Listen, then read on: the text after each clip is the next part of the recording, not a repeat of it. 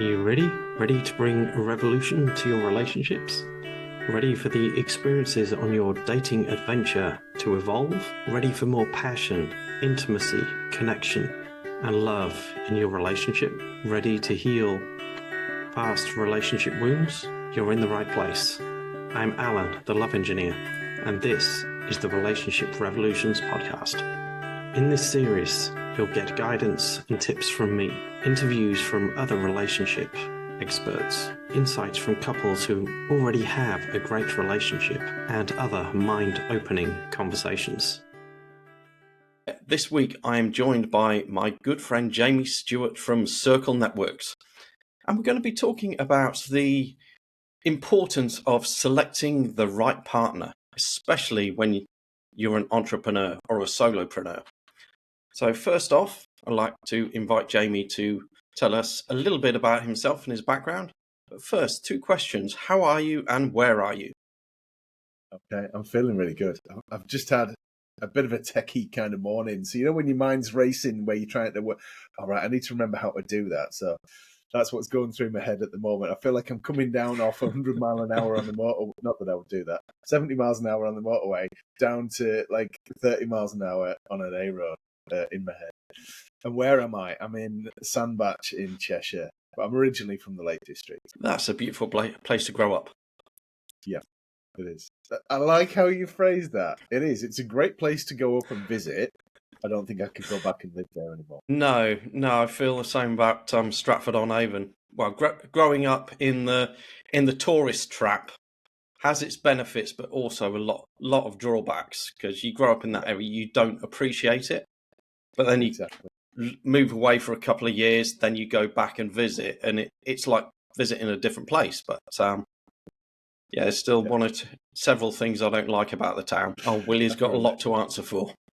Yeah, so I better tell you a bit about me then. I've always been that person that's helped connect people. I just love helping people connect. And now, 3.5 years into running a business that's all about helping people find the right people to connect with, I do it in business. So business connections. And I during lockdown, I think we all dipped our toe into online networking. I didn't like it, so the obvious thing to do, start my own online networking business to do it better. And I think that frustration is one of the things that drives a lot of people to start their own businesses. They have a bad experience at something, and they go, I could do this better. I might be slightly biased. I think that my version of better is a good one, and that's how we've met. So we were introduced to each other through Circle Networks by Keith Mackay.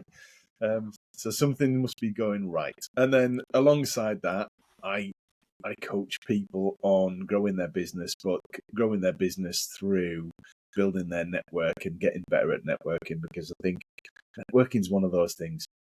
Most people get invited. If you're in business, you get invited to a networking event and you go along. You might like it, you might join. Most people generally don't try and think about how they can improve it. Going networking is the thing that they do. It's not on our radar to think, how can I improve my networking? And that's the bit that I help people do. So, yeah, I enjoy what I do.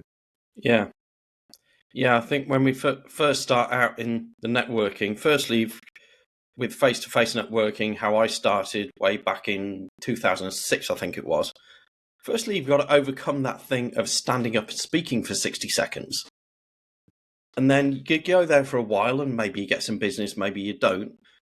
And if you don't, you think, well, why aren't I getting this business? What's wrong with these people? They obviously don't like me. And very seldom do we actually look at the way we are presenting ourselves at those events and how we interact with others. And lo and behold, are we actually giving any referrals ourselves? Yes. Yeah. It's that typical thing, isn't it? It's them. We point that finger of blame. It's them, not us. And there's three fingers pointing back when we point that one finger at somebody else. So what can we do? So I help people unravel the stuff up here generally that's holding them back from getting the clients that they want. But you're right. That I remember my first in-person structured networking events. I don't mean like I'm not being derogatory here, but a Chamber of Commerce type event where you just go and stand and have a coffee. I mean a business networking event where you stand up and it's structured and you do a presentation. And I remember someone saying to me, so you come along and you'll get 60 seconds. I'm like, well, 60 seconds? Yeah, you've got to do 60 seconds and we'll tell you whether you're good or bad.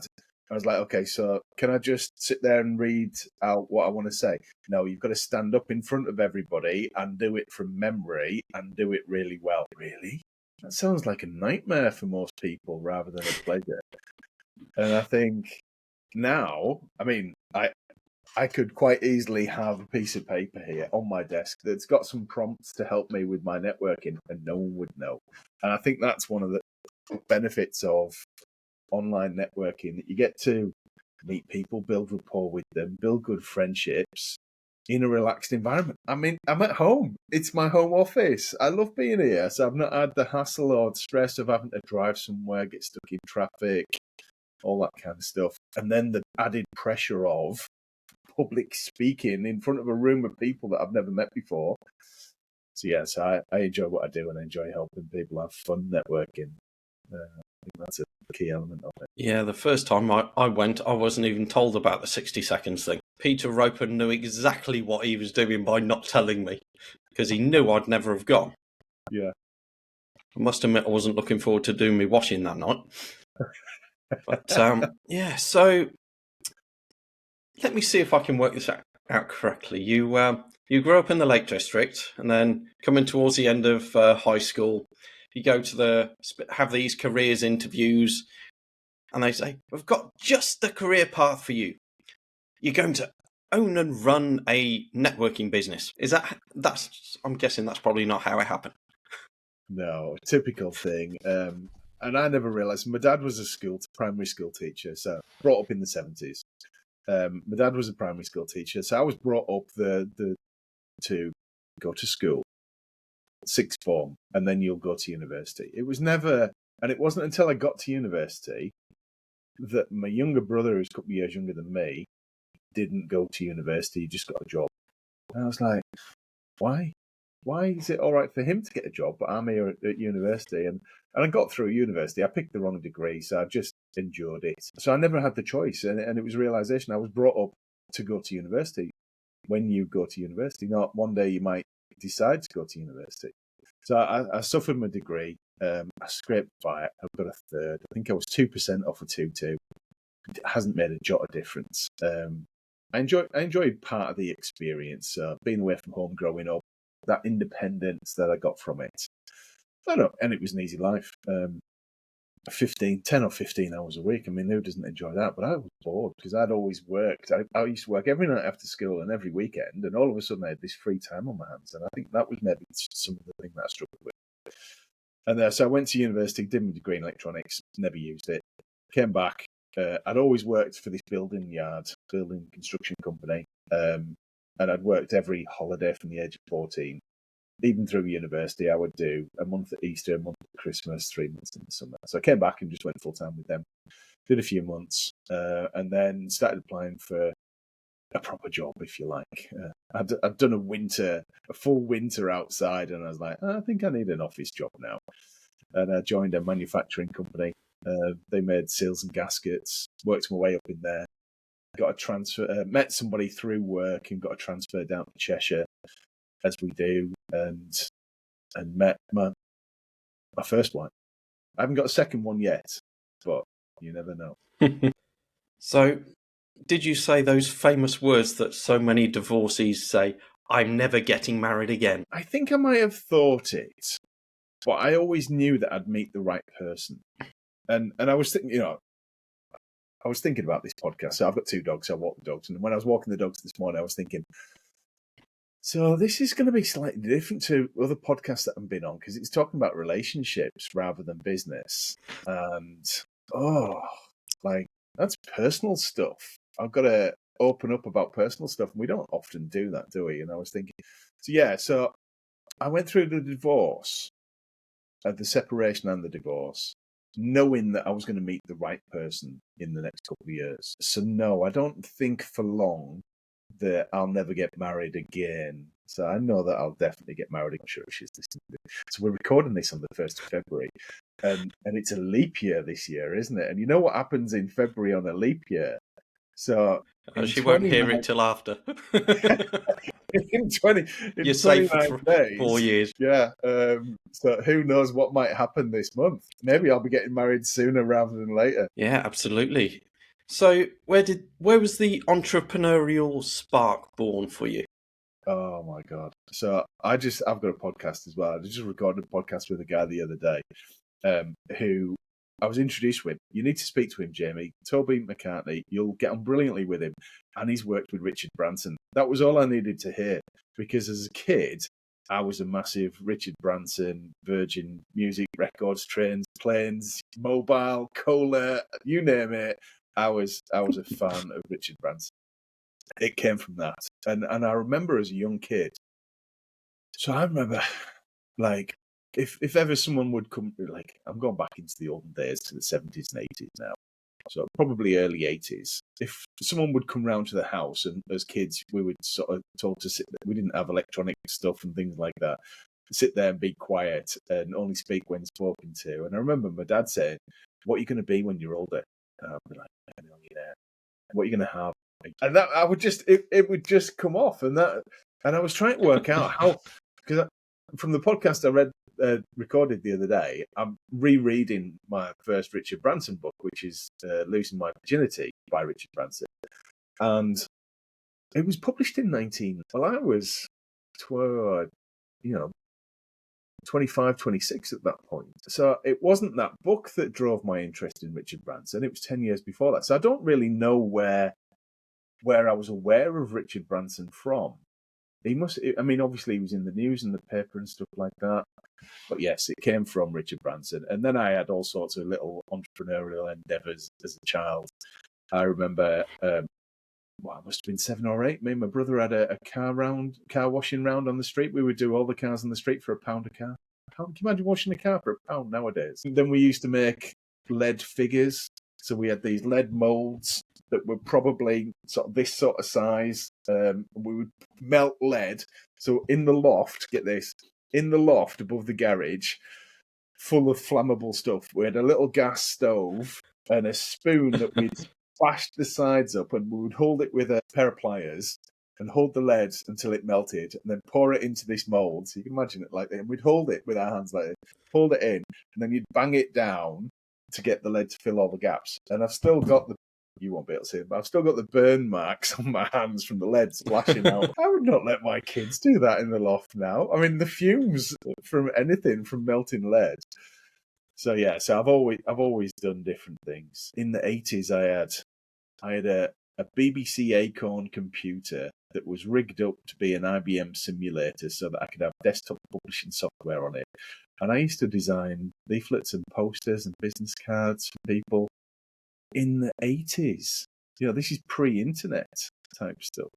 So yeah, I've always dabbled in stuff. Excellent. So what was the younger Jamie Stewart like in the world of dating? Oh, terrible. Clueless, shy, reserved, spotty, awkward. No idea. I was not like the cool kid. I was not gift of the gab or anything like that. I was just one of those people that was just, I was friendly and chatty and stuff like that, but I wasn't particularly confident. I think that a lot of guys experience that when they're growing up. I certainly did, because I had no clue how to talk to girls. You talk to them as if they're one of the boys, because that's what you do, but they're a different species. Well, they certainly were at that age. Yes. Yeah, no, it was a different world back then, wasn't it? You met people by going places, pre-mobile phones, pre-internet. You had to go out to socialise to meet people, and drink had a big part of it. You would go out to the pub, and you got more confident the more drink that you had. So a lot of it was related to that as well, wasn't it? Yeah, and a lot less common sense. Yes, without doubt. The old saying is beer in, brains out. Yeah, I can relate to Certainly that. lived up to that a few times. Yeah. So yeah, I was a shy, quiet kind of guy, just muddled through, I guess. So does that shy, quiet side of you affect who you chose as your first wife? No, so I was 27 when I met my first wife, and we had a great relationship. And I think, so I was thinking about this, that there wasn't really anything particularly wrong with that relationship. Neither of us did anything wrong. We didn't cheat on each other or anything like that. We just grew apart. And I was thinking about this in a friendship sense. How many of us are friends with people from 20, 30 years ago? Probably only a tiny number of people that are in our current friendship from 20, 30, 40 years ago. Because we change. We change as we get older, and our circle of friends changes accordingly. But because of this thing called marriage, we meet somebody at a certain point in time and commit to be together, for better or worse, for the rest of our lives. But then we change. And I think that, it wasn't until I got divorced that I heard the stats that 50% of marriages end in divorce. Yeah. I was in this little bubble of, well, I'm married. I only know people who are married. I didn't really know many people that had been divorced. It just wasn't on my radar, wasn't in my conscious awareness. And only by going through the process do you realise that there's this whole half of the people who don't end up like that. And the weird thing for me and my ex, that we just decided enough was enough. We're not making each other happy. We're making each other miserable. Maybe it's time for a change. And that change was us going separate ways. We worked hard to try our best. And I think like a lot of people stayed together for the kids. And the last 2 years was probably 2 years too much. So out of 20 years, 2 years too long. And so we split. I moved out. I left the house and started again. And the number of people that said to me and my ex separately, I wish that I could do what you've done, but I don't think I could do it. And it was a realize it. I was like, oh my God, so you're just settling to be unhappy for the rest of your life. And one of the things that I did, read a book. So in business, I used to run some events and hire speakers for these big conferences and stuff. And one guy, Darren Hardy, wrote a book called The Compound Effect. I was fortunate enough that I got to go to the States and be part of a mastermind event with him. And that was the first real personal development thing that I did. And that would have been 2011, maybe 2012, start of 2012, I think. And in the book, there's a chapter on it, I think, how he met his wife and what he wanted. But he talked me through it, and he was like, what he'd done was, and I didn't realise this at the time whilst I was married, but what I did when I separated and gone through a divorce, I sat down and wrote out exactly what I wanted to find in the partner that I wanted. And the weird thing is, I'm with exactly that person now. Yeah. It's one of the things I encourage my clients to do, but in twofold. So there's firstly, what kind of partner do you want to be with? And secondly, who do you want to be within that relationship? Because so often we sort of look at, well, that's my ideal partner, so I'm going to do whatever it takes to attract that person. But so often we lose ourselves in that approach because we don't look at who we want to be and who we are at our most truest core. And as part of being married and having kids, we lose ourselves in that process. Work is a massive chunk of what we do, and I used to leave the house at 6:30 in the morning and get in at 6:30, 7 at night, and then not really be present because I had quite a pressured job. So even though I was there, I was absent in my head. And then kids take up a huge amount of time, so we sacrifice our own hobbies and interests because we become glorified taxi drivers, don't we? Giving the best to our kids because we want them to have the best at martial arts clubs and running and those kind of things. And we lose ourselves in the process, and we don't have time for our partners like we do pre-kids. So I think as part of that, you naturally just drift apart. And then as they get older, they get this time back, once they become a bit more independent.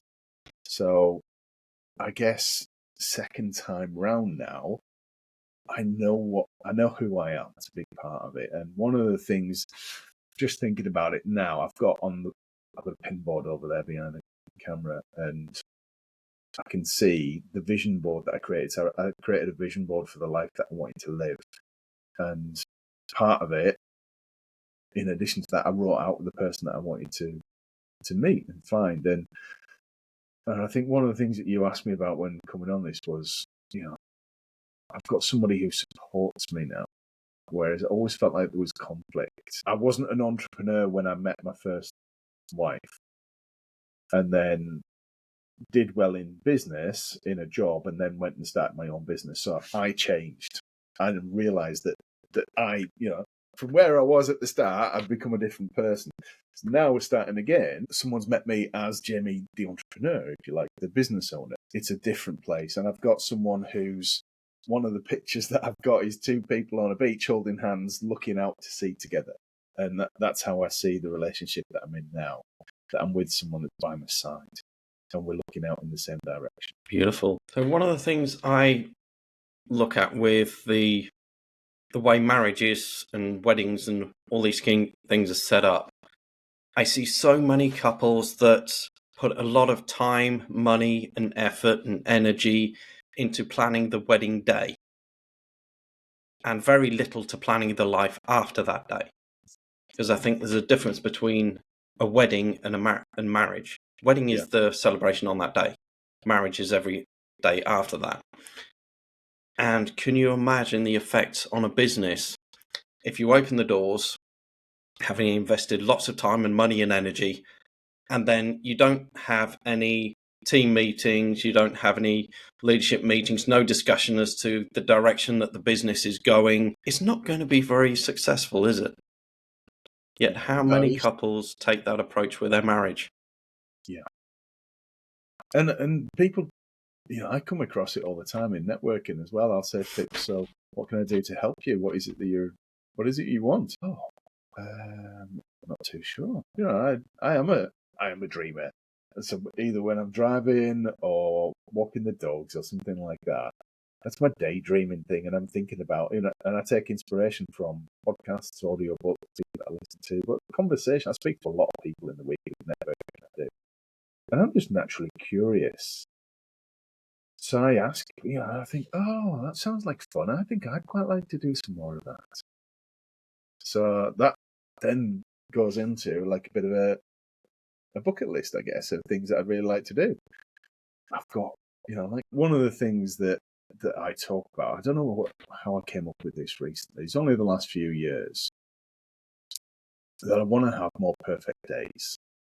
So you talk about, like the wedding day is one day, and for a lot of people, it's I want the perfect wedding day. Yeah, I want a great wedding day, but I don't want to blow the budget for the rest of my life on one day. I'd rather have let's just go and get married today. This would be my dream. We're on holiday somewhere. We just go, should we get married today? And then, we're married. The family might be with us, might not.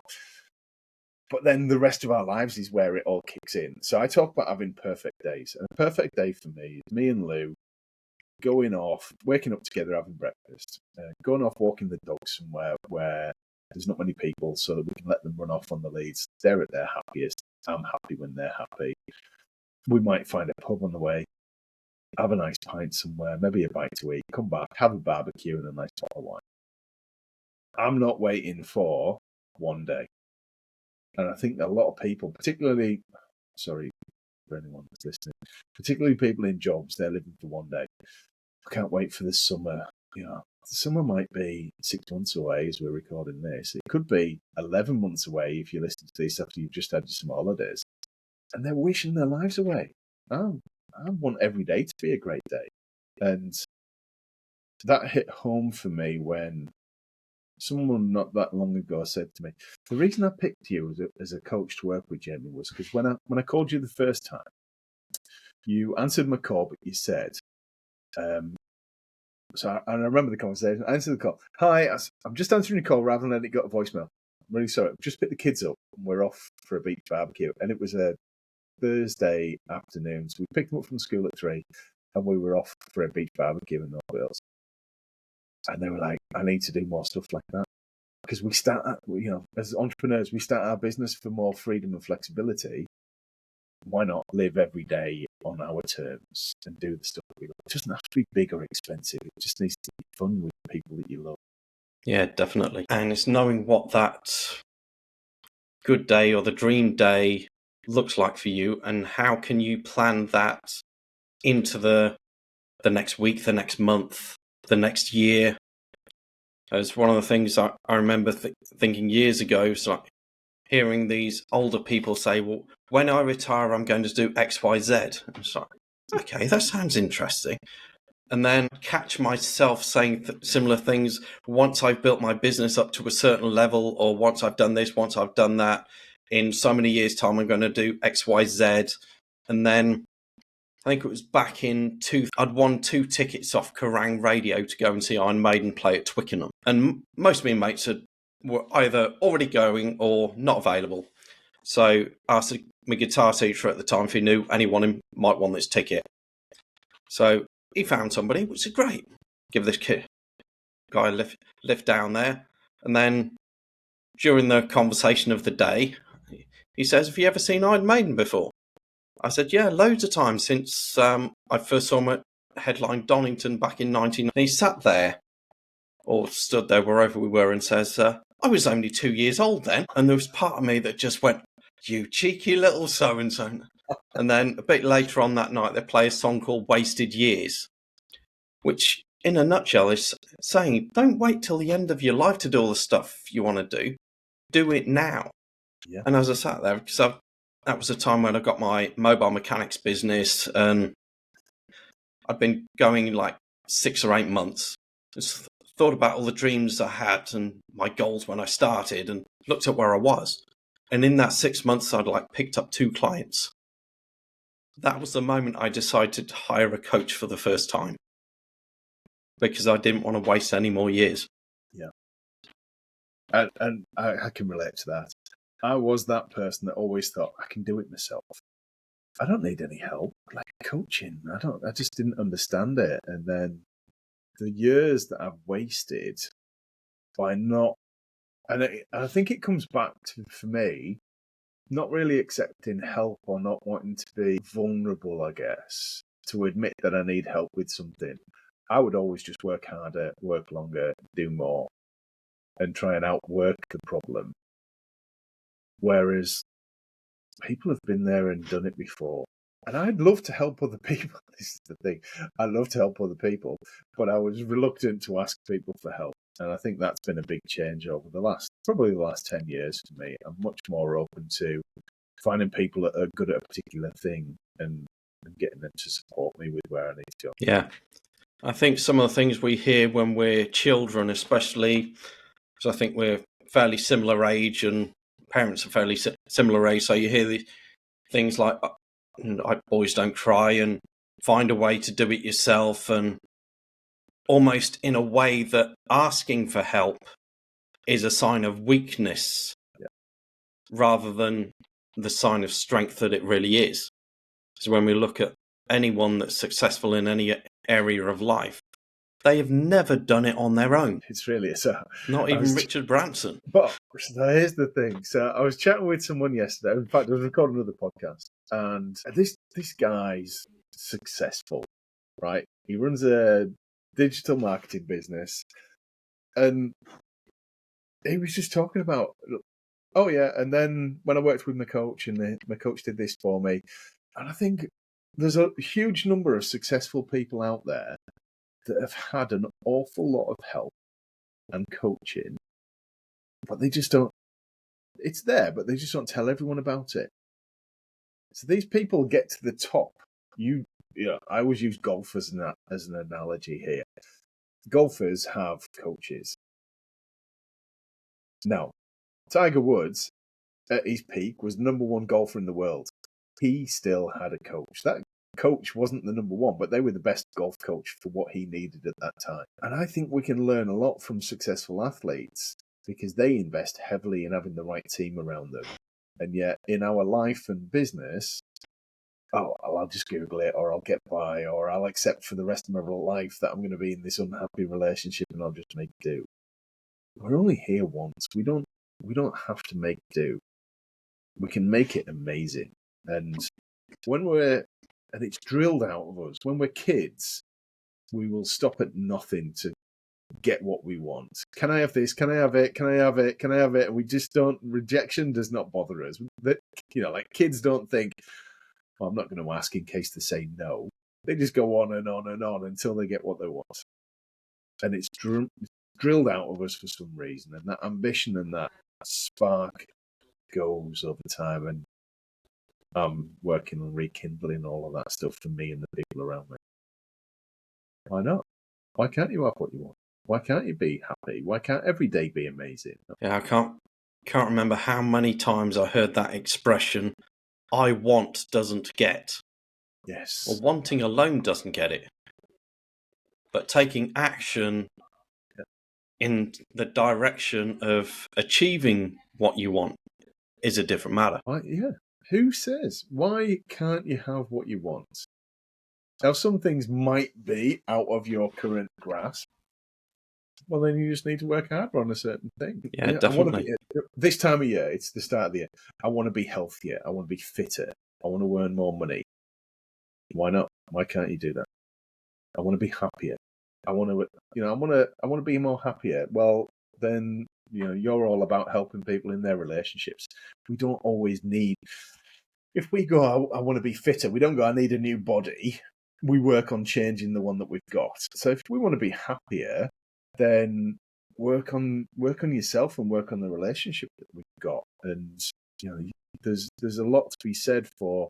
Darren Hardy was huge for me on working out exactly what I wanted in me and in my partner. And I was fortunate enough, I guess, in that I just left a relationship, so I knew I could put the foundations in to get it right the next time. And I think one of the things that I know about you, Alan, you help people put the foundations in first so that they get off on the right foot. That's huge, isn't it? Yeah, because if you look at any building, whether it's a one-story flat or whether it's as tall as the Eiffel Tower or the Empire State Building, if they didn't have solid foundations, they'd fall over.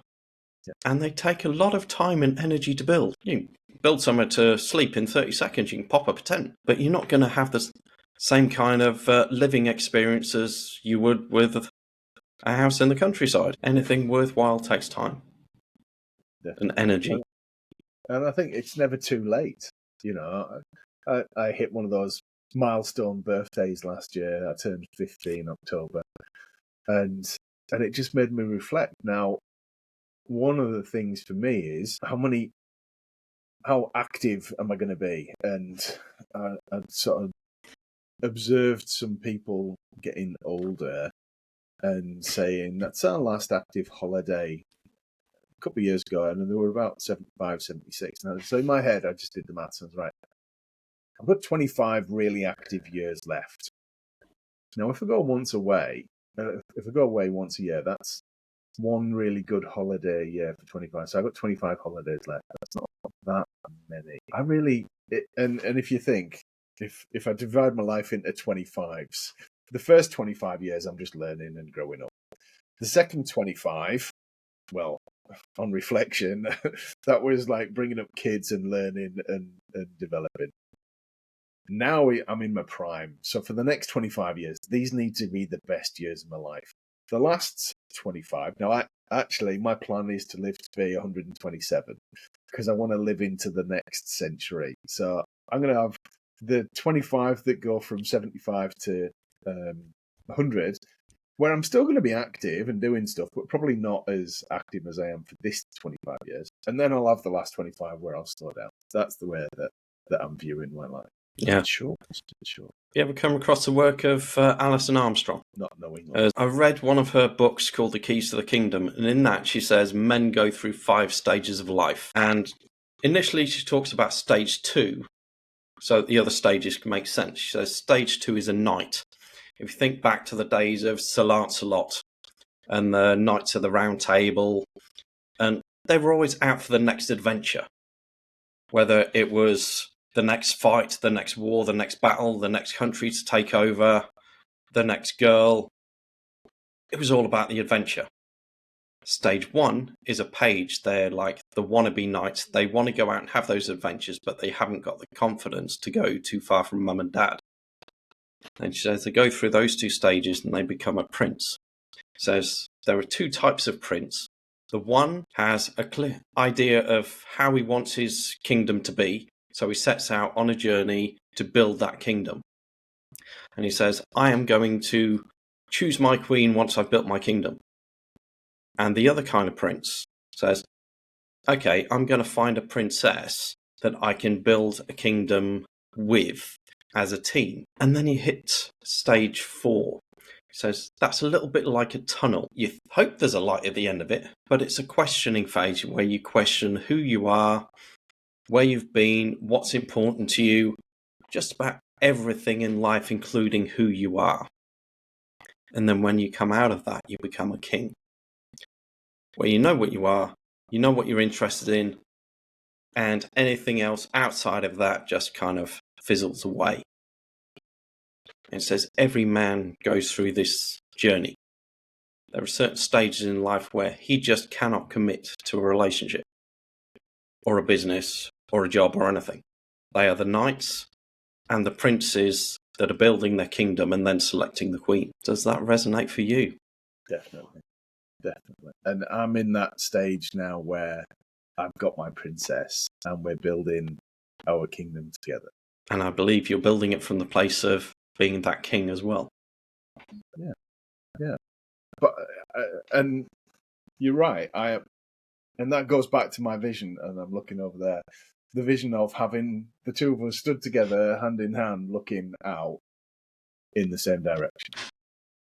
Yeah. That's really important to me. And I remember someone saying to me a few years ago, they said to me, you need someone that's by your side supporting you, not trying to stop you from what you want to do. 100%. I know if I'd have still been married to my kid's mother now, well, firstly, I wouldn't have been on the adventure that I've been on to become the coach that I am, but I would have had no support, and it would have been I would have been doing everything I could, walking around on those eggshells, not to annoy her so I don't get the mouth going off at 1,000 decibels and 100 mile an hour. And I think, we all go through those. We all go through those stages. But the way that I view it, I changed from day one to the last day. I was a different person. So it seemed, looking back, and it's all, hindsight is a wonderful thing, isn't it? You're right. I never would have done what I've done in the last 5 years had I still been in that relationship. And it was time for that next chapter for me. Well, it wasn't just a chapter, it was time to start a new book. And it's exciting. It's scary as hell, though. When your identity is built, for most people, our identity is, I'm a husband and I do this job. And when all that changed, because it did change, the becoming an entrepreneur and then the relationship breakdown, they're interwoven. I think my ex just wanted me to get a normal job.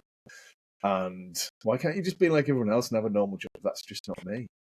And it was almost at the end like, choose your business, or now the business has changed, but choose your business or the relationship. And it was a no-brainer to me because I wasn't happy in the relationship. And neither was she. Yeah, I just think if we'd have stayed together, it wouldn't have done either of us or the children any favours. Yeah. And at the time when you're going through it, I had no idea. So I had no idea how I was going to start. I was going to pay for things. And, when I first moved out, I could afford the rent on the house. I had no furniture. I had literally a sofa and a couple of chairs downstairs. Luckily, I got some stuff for next to nothing. And I slept on an airbed for the first 3 or 4 months, just while I was rebuilding and getting stuff started. But at the time, it feels really hard. And when you look back, you can realise how far you come in a short space of time. Do you know what the toughest thing was, though, Alan? So I quite like gin and tonics. So I was quite excited about renting this new place. I actually moved into a bigger house. I needed somewhere that was dog friendly, and there's not that many places you can rent where you can have dogs. So I had 2 dogs. And it already had in the kitchen this American fridge freezer. And I was a bit giddy about that because I've never had one before. And it had this ice maker built into it. And you just, you get your glass and you push it up against the thing and ice tumbles in. I was like, oh my God, this is amazing. Because at my old house, the freezer was outside. So I used to have to go to the garage to get, first world problems. I used to have to go to the garage to get ice for my gin and tonic. So anyway, first night there, a bit excited. Right, I'd unpacked my clothes, essentially. There wasn't much else to do, but got stuff sorted and things. I was like, right, I'm going to have gin and tonic. I didn't have any glasses. All I had, but I brought some because I had an office. I brought some of the cutlery and plates and stuff. All I had was a mug, and a gin and tonic in a mug does not taste anywhere near as good as it does in a glass. So that was like that level of excitement to disappointment in seconds. That's then I had a few more just to console myself. Yeah, that reminds me of a guy called, his name was Dave, one of the guys that was always in the local village pub. And the one night they ran out of glasses and he would only drink Jack Daniels and Coke. So what he did was had a mouthful of Jack Daniels out of the bottle, then a mouthful of Coke, and then jumped up and down. How many he'd had to get to that point, I don't know, but... Yeah. Funny. But yeah, so like we can get hung up. I think we can get hung up on the wrong stuff sometimes. But when you're with the right person, you don't need much stuff. And that's what I realized over the last few years. Being with the right person was the most important thing to me. And then everything else falls into place. I've done some work on me over the years, the last few years, and I've been on a real journey. I'm not the same person that I was a few years ago. I'm a much better person now for it. Don't get me wrong. I know that I'm still a little bit Marmite and I rub people up the wrong way and I can be quite direct with things, but I'm okay with that. I'm okay with that as well. Yes, I think ultimately the foundations for a relationship come down to three things. Do you feel safe in each other's presence to be yourself? Do you feel special in that relationship some way? And do you feel like you are seen within that relationship? Yes. So I never realised that I never really relaxed until I was with Lou one night and we'd moved in. We live together now. And she was like, yeah, just sit there. Do you want me to get you a drink? Would you like me to get you a beer? In the past, I could never just sit and relax. I was always on alert. I guess I've always been a bit of a people pleaser.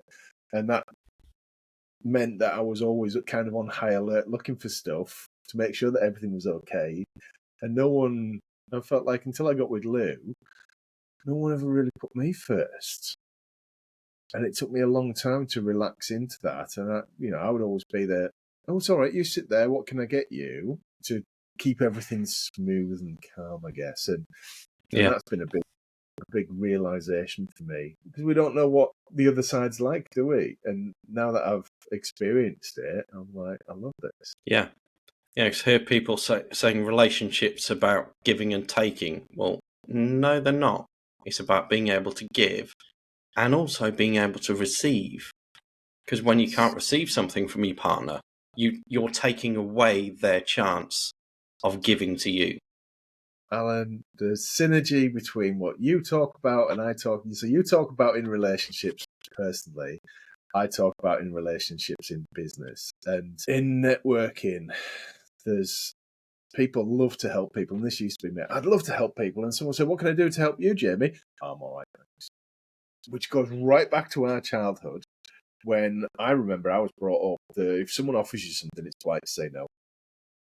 And I'd be like, "But I really want another biscuit." It's polite to say no. So you can have one, but after that, just politely say no. And I only realised this a few years ago when, not that I go out that often, but in the pub, someone's offering to buy it. Do you want another pint, Jamie?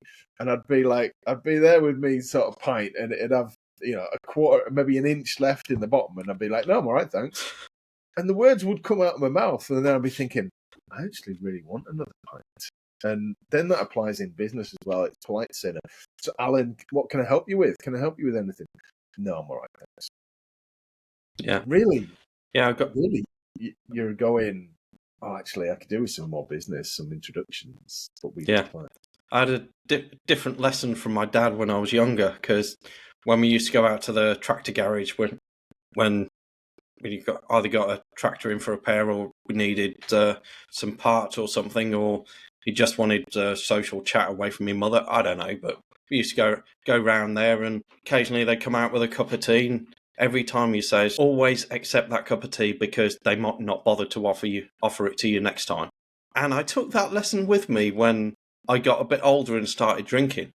I would never turn down a pint, even if I could barely stand up and couldn't face another one. I had so many hangovers because of that. It was Just ridiculous. because you're being polite. What a gen. You're doing it for them. Yeah. And if someone buys you a drink, it's because you've got to buy them one back, because that's the polite thing to do, even if you think they're complete. Yeah, that happens too. But you're right. I think we've got to be open to receiving, and we're not always in that. So, and it becomes a habit. So if you're listening to this, I think that it's a habit that's built up over 30, 40, 50 years, depending upon how old you are, of politely saying no. Would you like something? No. And the words come out without us even thinking about it. So the next time that somebody offers you something and you say no, what if you said yes? What if you started saying yes to things? It's how many times do we walk into a shop and the member of staff says, "Can I help you?" You say, "No, I'm just looking, thanks." Even though you're in there because you know exactly what you want to buy, you just don't know where it is. Yeah, because we don't want to be trouble. We don't want to be a burden. We don't feel like we want to be sold to. So it's like fear. It's us holding ourselves back from getting what we want. And it goes right back to the start.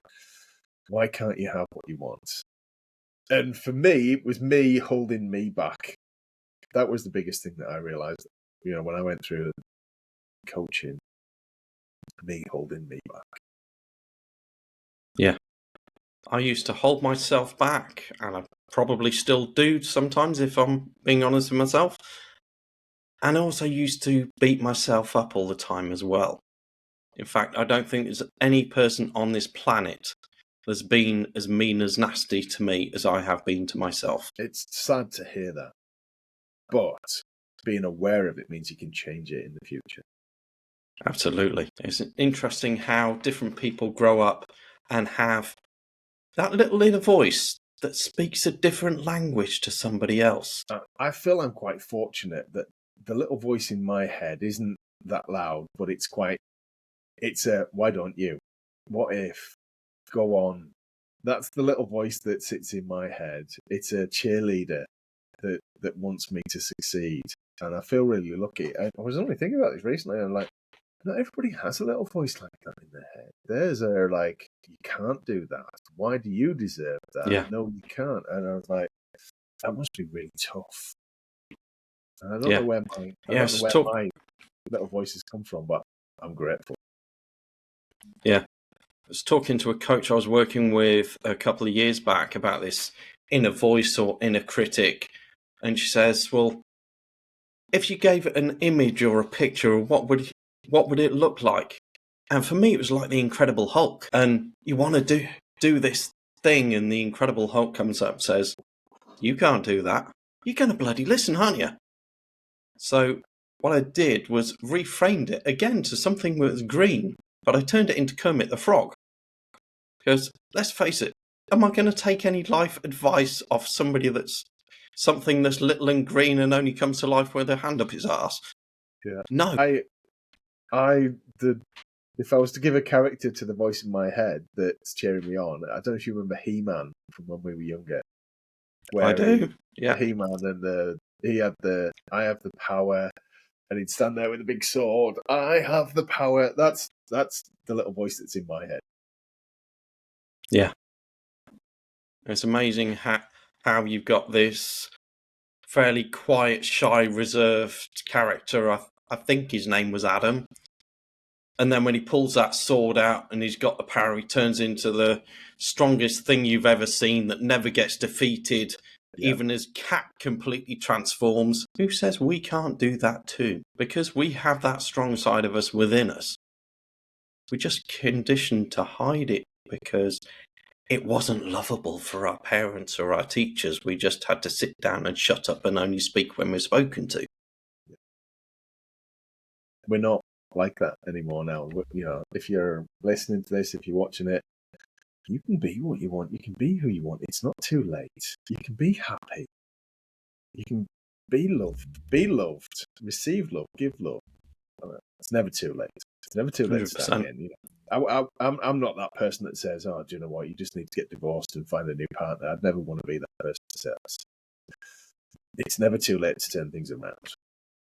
But maybe you've given it your best and it is time for a fresh start. It's not too late. Yeah.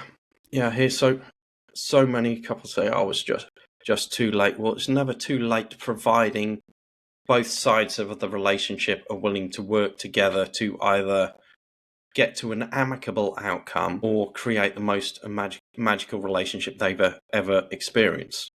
Yeah. But it is a teamwork thing, and both sides have got to be involved. If only one side's into it, then it's game over at that point, unfortunately. Not all relationships are meant to be, as sad as it is. The one thing that going through the divorce process, no one ever tells you it's really easy to get married, but it's quite hard to undo it. Nobody explains that to you and sits you down. And, you don't actually have to get married. Now I want to get married again. Who knows? 29th of Feb, something might happen. I doubt that. I've dropped a few hints, and I don't think that's going to happen. But you don't have to get married. Nobody goes around saying that. We just, like me, I was brought up to go to university. No one said, you know what, Jamie, you don't have to go to university if you want to. And someday you might choose to get married and have kids, but you don't have to. It's just all kind of assumed, I think, certainly for our generation. One day you'll go to university, you'll get a job, you'll work for the rest of your life for someone doing something that you probably don't like, and then you'll be in this relationship and you'll just get back. Yeah. And that's just the way that life is. No, that's just a story that's gone back for millennia. Like, how many of us have heard those terms from Mr. Disney, and they all lived happily ever after? Yeah. Really? They didn't argue once? And that romantic dream is what so many of us have as this is my perfect relationship, rather than accepting there's going to be disconnects along the way. And how are you going to work through that and work past it and become stronger on the other side?